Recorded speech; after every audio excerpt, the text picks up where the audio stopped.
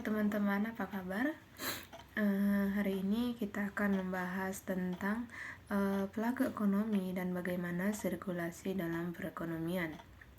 Yang pertama, kita harus mengetahui dulu siapa saja yang menjadi pelaku dalam perekonomian, karena ilmu ekonomi membahas tentang segala perilaku manusia. Ada jutaan orang dan individu yang terlibat dalam suatu sistem perekonomian. Untuk memahami bagaimana perekonomian berjalan, kita memerlukan model yang dapat menjelaskan bagaimana perekonomian diatur dan bagaimana orang-orang yang mengambil bagian dalam perekonomian berinteraksi satu sama lain. Perilaku orang-orang tersebut akan kita kelompokkan menjadi 3 kelompok, yaitu rumah tangga, perusahaan, dan pemerintah. Pelaku ekonomi yang pertama adalah rumah tangga. Rumah tangga adalah semua orang yang bertempat tinggal di bawah satu atap dan membuat keputusan keuangan bersama. Anggota rumah tangga disebut konsumen karena mereka membeli dan mengkonsumsi barang dan jasa. Rumah tangga merupakan pemilik utama faktor-faktor produksi. Mereka menjual jasa tenaga kerja kepada perusahaan dan menerima penghasilan sebagai imbalan. Rumah tangga berusaha memperoleh kepuasan maksimum dalam batas sumber daya yang tersedia. Pelaku ekonomi yang kedua adalah perusahaan. Nah, kita tahu nih kalau perusahaan ini adalah unit yang memanfaatkan faktor-faktor produksi untuk memproduksi komoditas yang dijual kepada perusahaan, rumah tangga, dan pemerintah. Perusahaan ini adalah pemakai utama jasa-jasa yang ada pada faktor-faktor produksi. Perusahaan mengambil keputusan dengan satu tujuan, yaitu meraih keuntungan sebanyak mungkin. Pelaku ekonomi yang ketiga adalah pemerintah. Nah, pemerintah ini adalah semua badan hukum, lembaga pemerintah, dan organisasi-organisasi lain yang dimiliki atau dikendalikan oleh pemerintah pusat maupun daerah. Pemerintah ini biasanya memiliki kekuatan resmi dan politis untuk mengendalikan pengambilan keputusan perorangan dan pasar. Nah, sekarang kita akan membahas tentang alur sirkulasi dalam kegiatan perekonomian. Nah, teman-teman pernah bertanya nggak seberapa banyak produksi yang dihasilkan berbagai perusahaan di dalam perekonomian, dan siapakah yang menerima pendapatan dari produksi, dan seberapa banyak yang digunakan untuk membayar pekerjaan, dan seberapa banyak yang diterima oleh pemilik modal, atau siapakah yang membeli output perekonomian. Nah, untuk menjawab pertanyaan-pertanyaan ini, kita harus mengkaji bagaimana bagian-bagian perekonomian ini berinteraksi. Cara yang paling baik untuk memulainya adalah dengan menggunakan diagram aliran sirkular. Nih, di konsep ini yang membantu kita mengerti bagaimana bagian-bagian ekonomi yang terpisah berhubungan satu sama lain di dalam sistem interaksi pemerintah timbal balik.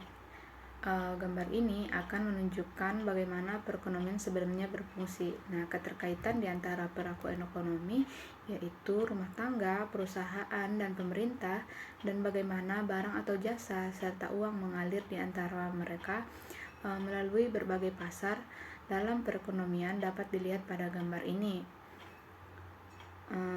Berdasarkan gambar ini, bagian luar yang ada panah putus-putus pada diagram ini itu menggambarkan adanya aliran keuangan. Contohnya di rumah tangga, di sini menerima pendapatan dari perusahaan dan menggunakannya untuk membayar pajak kepada pemerintah. Dan mereka juga mengonsumsi barang dan jasa, yang artinya mengeluarkan uang untuk membeli barang dan jasa yang dihasilkan oleh perusahaan. Rumah tangga ini juga menabung melalui pasar uang ke lembaga keuangan. Kemudian di perusahaan menerima pendapatan dari penjualan barang dan jasa serta menggunakannya untuk membayar faktor-faktor produksi seperti upah karyawan. Nah, yang tersisa dari itu adalah keuntungan bagi pemilik perusahaan yang juga merupakan anggota dari suatu rumah tangga.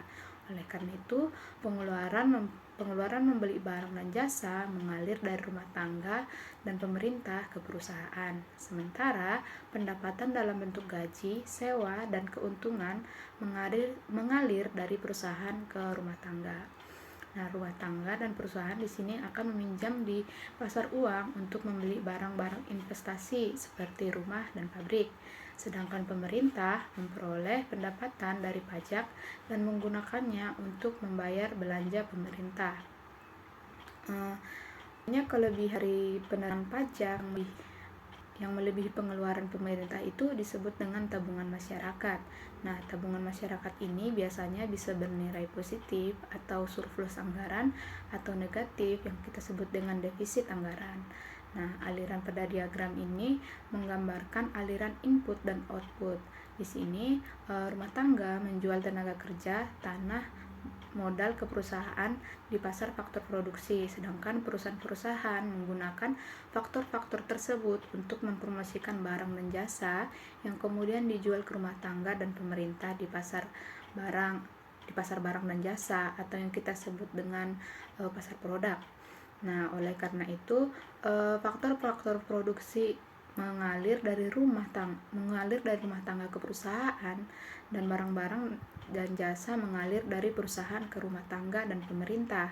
Nah, begitu tuh teman-teman aliran sirkulasi perekonomian dan keterkaitan pelaku ekonomi dan perekonomian. Nah, semoga teman-teman mengerti dengan apa yang saya sampaikan dan bermanfaat bagi teman-teman semuanya. Oke teman-teman, sampai di sini pembahasan kita kali ini. Sampai jumpa. Bye bye.